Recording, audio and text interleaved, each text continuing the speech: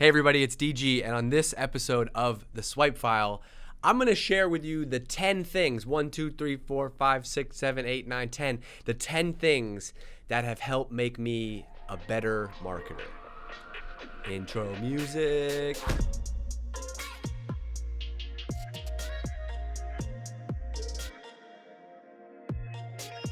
All right, so a little while ago, I wrote a post on LinkedIn, and I was just kind of like reflecting. I've been trying to, as I'm growing, I've been trying to reflect a little bit more because I think my personality is just go, and it's crazy. And so I've been trying to like be a little bit more, introspective. Don't correct me on my grammar. If you know anything about me, grammar is not my thing. I make it up as I go. But I've been trying to reflect a little bit more, and I was thinking about, what are the things that have had the biggest impact on my career and have made me a better marketer? Now, I'm not talking about as a leader or hiring or any of that stuff. I'm talking about an actual marketer, like an actual, I'm touching things, I'm writing, I'm moving stuff around. And so I wanted to do a podcast episode on that. And I'm gonna break down all 10 for you right now, okay? Because LinkedIn, the limit is, I wrote this on LinkedIn and it was crazy. This post has, I'm looking at it right now, this post has 809 likes, 86 comments, and it's been viewed 58,728 times. So if I could get like a 10th of those people to come and listen to this episode, it'd be amazing. So I want to just add more value than that post, and I want to share all 10 with you, but then go a little bit deeper on everyone, okay? So number 1 is copywriting. Copywriting is hands down, I think, the most important skill in marketing today. It's probably always been the most important skill in marketing, but it's the one thing that we have kind of lost, right? Because marketing is all about technology and tools and funnels and spreadsheets and all that stuff, which is great. But through that, we've really lost the art of copywriting. And me, I used to like forget this too, and I never thought it was important. The reason why is because I thought that, I can write. Like, I've always been able to write. I've always been able to write good emails, papers, whatever, right? Although in high school and college, I did that trick where, like, if the teacher said, we need a 3-page double-spaced paper, I would do, like, 5 spaces. So, like, because they never really measured it. So I'd do 5 spaces, and then really quickly I could get to 2-3 pages.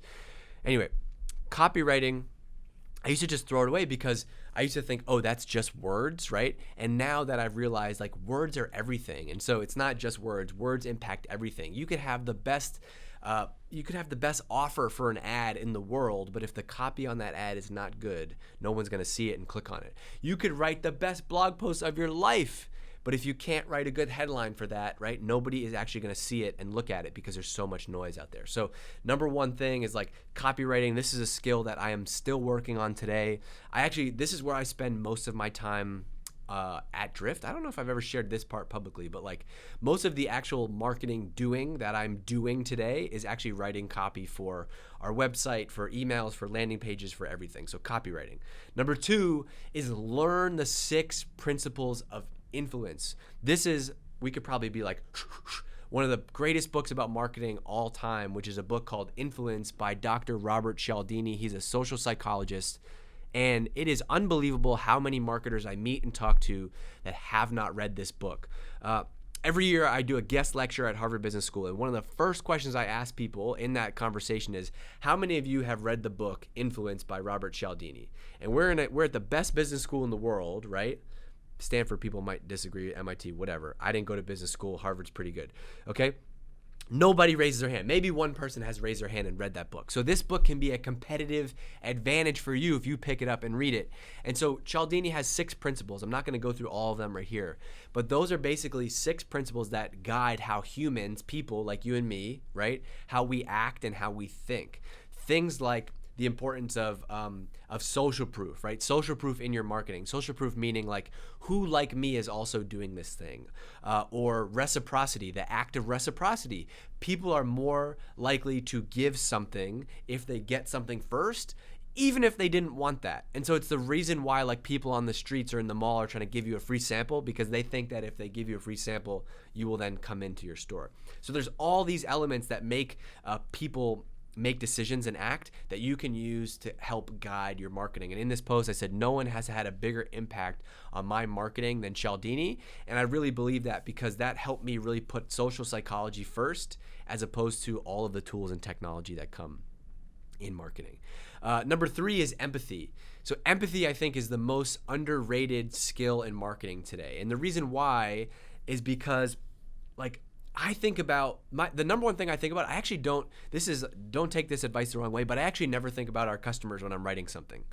I think about me first. Selfishly, I think about myself, and I think about, I'm a marketer who's doing marketing to marketers, right? Would I go to this webinar? Would I like take an hour out of my day and go to this webinar? Hell no. Okay, well then I'm not going to do that webinar, or I'm going to come up with a different hook and title for it. Would I actually listen to this podcast? Would I get value out of it?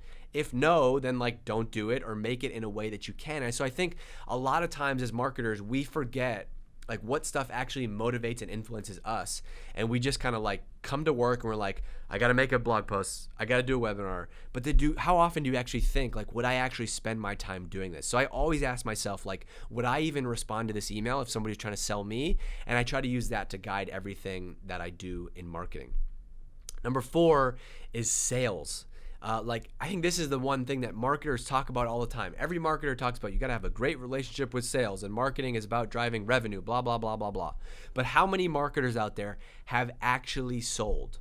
I'm talking about get on the phone and actually try to help take someone's money. It's freaking hard, right? But not only is it hard, but there is no better way to learn if your pitch actually works or not. And so one thing that I try to do regularly is actually get on sales calls with our sales team, not just to be a listener, but to actually participate and actually have to try to sell and close and make an ask. Because it's one thing, and I think so many marketers do this. We got to go create sales collateral, whatever that means, right? So I make a PDF or I make a deck, and then I kick it over to the sales team. I'm like, here, you asked for messaging versus our competitors, here it is.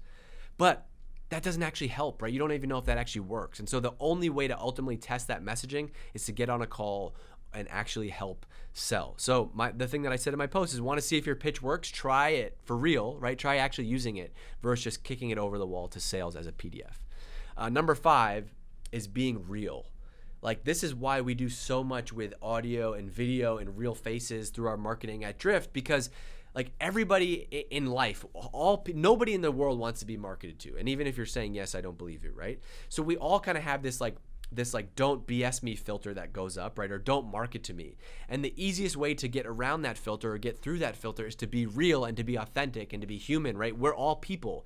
And so if I can show you my face and let you know that I sometimes stutter and I sometimes pick my nose on videos and I'm a real person just like you, right? That's the ultimate way to disarm somebody that you're trying to sell something to. So always try to be real. So I really don't care if I'm making a video and I screw up, or or I write something and I make a typo. It doesn't mean that I do it on purpose and I'm sloppy, but I care more about letting you know that I'm a real person who's doing marketing than try to be this perfect brand to the world. Number 6 is consistency. Consistency is the one lesson that I keep learning every time. I've actually learned it with this podcast in the past. So last summer I started this podcast, the Swipe File. I think we didn't call it the Swipe File yet. We just called it like the marketing podcast.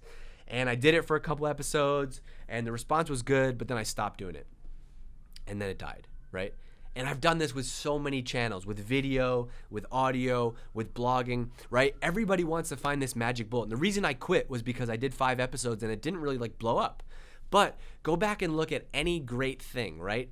It always starts with consistency. If you want to build an audience, if you want to start a podcast, if you want to start a YouTube channel, if you want to start an Instagram account, you have to be consistent, right? Consistency is the only hack that I found for building an audience. So you have to commit to creating regularly and stick with it. This might take months, and sometimes it even takes years. One of my favorite people is a guy named Casey Neistat, who's a YouTube sensation, right? Makes videos. He's amazing. He made videos on YouTube forever before he really blew up, right? So consistency is key. You have to be in it for the long game, but also know that the payback is always worth it. Now that we have this thing and it's real and it exists, the payback is amazing because you've invested, you've made this thing. It didn't really cost you any money other than your time, right? You're not spending on ads to do it. So consistency is one of the top things you can do to actually build an audience. Number 7 is speed. Speed is so important. I was lucky enough to meet the CMO of Facebook last year. He now left and did a bunch of other things. But in that interview, in that meeting, we asked him, we said, what are the traits of the best marketers? And he had this one line that has stuck with me since then. He said, the best marketers in the world are able to learn faster than the competition. And that line is so good because think about it, right? If I can learn faster as a marketer than what my competitors are doing, then I can get to ideas faster. Events don't work for us. Okay, great. Let's kill events and go try this thing, right? Speed is like one of the only secrets in marketing. And also the creative process, like so much of marketing is creativity today. The creative process like takes 100 bad ideas to get to that one good one. You don't just roll out of bed and have the money idea and have that perfect idea. You have to create. You need reps and sets, like as we talked about a lot on our podcast, Seeking Wisdom. You have to be able to create a lot. So if I think about, I've written 100 blog posts and maybe only 2 of them are very good, right? That's what it takes. You have to get the bad ideas out of your system. You have to almost like expel them from your body, right? So write 100 bad headlines to get that one good one. And that's why speed is so important. The faster you move, the faster you can learn. Number 8 is creating demand. I did a podcast episode on this earlier, but this whole concept of like, if you build it, they will come is terrible advice. The whole concept of like, if we just build a product that people love, it's going to grow is terrible advice. The way that I try to do things is get people to come and then you can build it. Because if you do it that way, then you've basically already kind of like foolproofed your marketing strategy. You already have an audience of people to actually go out and marketing to. So I'm always thinking about, how can we create demand for something before it even exists? Can I show you a t-shirt design that we haven't even made yet, but can I share that out and say, would you want this t-shirt? And get 50 people to comment on it, right? Then I'm gonna be like, ooh, let's go actually spend the money and go make that t-shirt. So always think about creating demand versus just kind of waiting to like harvest demand. I think the best marketers today can actually go out and create something from nothing, right? So that's why creating demand is important. Number 9 is read everything that you can about marketing. I hated reading. I never really enjoyed reading books in school, and so I didn't do it. But then I really found out that I love marketing, and marketing is what I'm good at. And so I started to just soak up a ton of marketing books. And now I probably read 2, 3, 4, 5 marketing books a month. No, you freaks, I don't finish all of them. I can't.